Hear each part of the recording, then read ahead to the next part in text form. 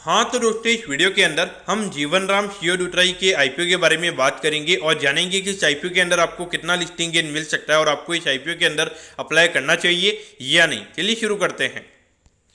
तो देखिए, सबसे पहले हम ये जानेंगे कि ये कंपनी क्या काम करती है। तो देखिए, जो कंपनी 97 में ये कंपनी स्टार्ट हुई थी, यानी कि लगभग 25 से 26 साल ये कंपनी को स्टार्ट हुए हो चुके हैं।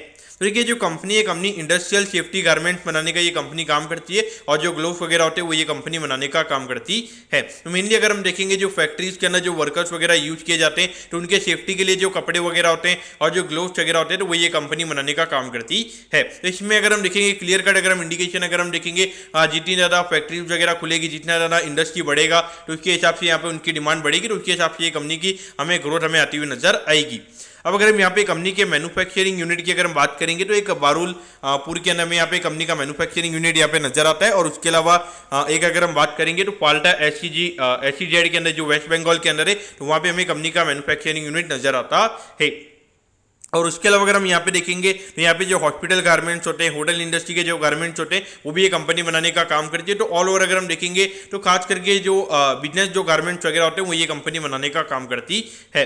अगर हम कंपनी के बिजनेस की अगर हम बात करेंगे तो यहाँ पे यूएसए हो गया, स्पेन हो गया, जर्मनी हो गया और बेल्जियम हो गया, तो इन कंट्रीज से हमें यहाँ पे कंपनी का बिजनेस हमें आता हुआ नजर आता है। यानी कि इन यहाँ से जो मेन कंपनी के ऑर्डर्स वगैरह वो यहाँ में आते हुए नजर आते हैं। लेकिन मुझे लगता है कि जिस तरीके से अभी इंडिया में जो इंडस्ट्रियलाइजेशन हमें बढ़ता हुआ नजर आ रहा है तो कहने कि यहाँ पे डोमेस्टिक कस्टमर्स भी हमें यहाँ पे कंपनी के आने वाले टाइम पे बढ़ते हुए नजर आएंगे। अब अगर हम ऑब्जेक्टिव की अगर हम बात करेंगे, यानी कि जो आईपीओ से कंपनी को पैसा मिलने वाला है उसे कंपनी कैसे यूटिलाइज करेगी, यहाँ पे कुछ कंपनी के अनसिक्योर्ड लोन से उसे यहाँ पे कंपनी में रीपे करती हुई नजर आएगी। और उसके अलावा यहाँ पे जो कंपनी को आईपीओ से रिलेटेड जो एक्सपेंस लगने वाला है उसे भी कंपनी इसी से हमें यूटिलाइज करती हुई नजर आएगी। अब अगर हम यहाँ पे कंपनी के प्रमोटर्स की अगर हम बात करेंगे तो देखिए, मिस्टर आलोक प्रकाश जी हमें यहाँ पे कंपनी के प्रमोटर नजर आते हैं। अनुपमा प्रकाश जी और इसके अलावा ज्ञान प्रकाश जी और आलोक प्रकाश जी, ये चारों में यहाँ पे कंपनी के प्रमोटर नजर आते हैं। अब अगर हम यहाँ पे कंपनी के फाइनेंशियल्स के बारे में अगर हम बात करेंगे तो देखिए, यहाँ पे लगभग 32 करोड़ के लगभग कंपनी का रेवेन्यू का नंबर था। फिर 2022 में अगर हम देखेंगे अराउंड 34 करोड़ के लगभग हमें यहाँ पे नंबर नजर आता है। और पिछले साल अगर हम देखेंगे तो 45 करोड़ के लगभग हमें ये नंबर नजर आता है। तो ऑल ओवर देखा जाए तो एक नॉर्मल काइंड ऑफ ग्रोथ ये हमें कंपनी दिखाती हुई नजर आ रही है। अब अगर हम प्रॉफिटेबिलिटी की बात करेंगे तो यहाँ पे 2 लाख रुपए के लगभग कंपनी के नंबर थे। फिर उसके बाद में लगभग 1.5 करोड़ के लगभग ये कंपनी का नंबर हुआ था। और अभी अगर हम देखेंगे तो 4 करोड़ के लगभग हमें ये नंबर नजर आता है। तो कहीं ना कहीं अगर हम देखेंगे तो ये हमें थोड़ा ये इंडिकेट कर रहा है कि थोड़ा ऑपरेटिंग लेवरेज यहाँ पे ये कंपनी के लिए हमें प्ले आउट होता हुआ नजर आ रहा है। और अभी यहाँ पे लगभग 17 करोड़ के लगभग ये कंपनी आईपीओ में फंड रेज कर रही है। तो यहाँ पे लगभग 15 करोड़ के लगभग ये कंपनी के पास में हमें फंड जाता हुआ नजर आएगा। तो वहाँ पे कंपनी की इक्विटी हमें बढ़ती हुई नजर आएगी। तो अगर वो इक्विटी बढ़ जाएगी तो वहाँ पे जो कंपनी का फाइनेंशियल रिस्क होगा वो कहीं ना कहीं हमें वहाँ पे कम होता हुआ नजर आएगा। अब अगर हम आईपीओ के डिटेल्स के बारे में अगर हम बात करेंगे तो देखिए, 8 तारीख को ये आईपीओ में ओपन होता हुआ नजर आएगा और 12 तारीख को ये आईपीओ में क्लोज होता हुआ नजर आएगा।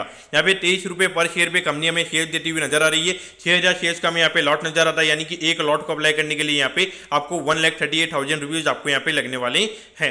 अब अगर मैं इशू साइज की अगर मैं बात करूंगा तो यहाँ पे 17 करोड़ 7 लाख रुपए के लगभग आईपीओ में यहाँ पे नजर आता है। अराउंड 35% के लगभग का रिटेल कोटा, यानी कि ये मान के चलिए कि लगभग 5 से 5.5 करोड़ के लगभग का रिटेल कोटा में यहाँ पे नजर आता है। तो काफी छोटा है। तो वहाँ पे रिटेल कोटा के अंदर हमें यहाँ पे काफी अच्छा सब्सक्रिप्शन हमें यहाँ पे देखने को मिल सकता है। अब अगर एसएमई प्लेटफॉर्म कौन से एक्सचेंज पे ये कंपनी लिस्ट होगी तो एनएससी के एसएमई प्लेटफॉर्म पे ये कंपनी हमें लिस्ट होती हुई नजर आएगी।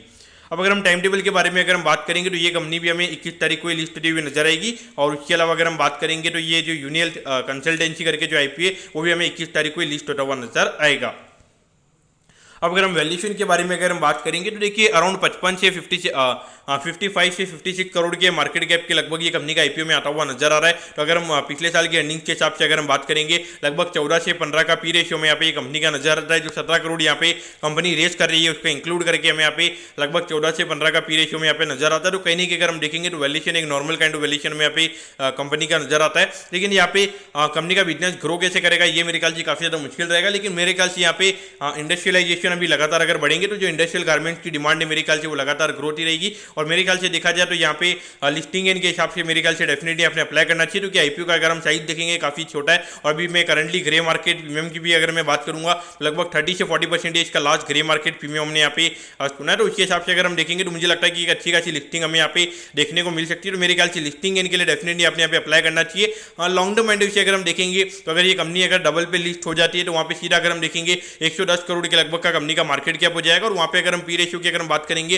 जो अभी 15 का पी रेशियो वो सीधा 30 का हो जाएगा। तो वहाँ पे मुझे लगता है कि 30 के पी रेशियो पे ये कंपनी को खरीदना मेरे ख्याल से थोड़ा अनफेवरेबल रहेगा, क्योंकि वहाँ पे वैल्यूएशन थोड़ा हाईयर हो जाएगा। फिर जब भी अगर बाई चांस मार्केट में करेक्शन आ जाएगा तो वहाँ पे ये स्टॉक एकदम से आधा भी हमें होता हुआ नजर आ सकता है। लेकिन अगर ये कंपनी अगर यहाँ से अगर 20 से 25% के प्रीमियम पे अगर ये कंपनी लिस्ट होती है तो मेरे ख्याल से आप लिस्टिंग पे बाय कर सकते हो। लेकिन अगर ये कंपनी डबल पे लिस्ट हो जाती है तो मेरे ख्याल से वहाँ पे रिस्क टू रिवॉर्ड इतना फेवरेबल नहीं रहेगा, तो उस पॉइंट से आपने यहाँ पे देखना चाहिए। बाकी लिस्टिंग इनके लिए डेफिनेटली आपने यहाँ पे अप्लाई करना चाहिए। तो दोस्तों मैं कहता हूँ कि जीवन राम शेयर यूट्राई के आईपीओ के बारे में आपको सब कुछ समझ में आ गया होगा। अगर आपकी कोई भी क्वेरीज है आप कमेंट कीजिए, मैं जरूर आपके कमेंट पर रिप्लाई करूंगा।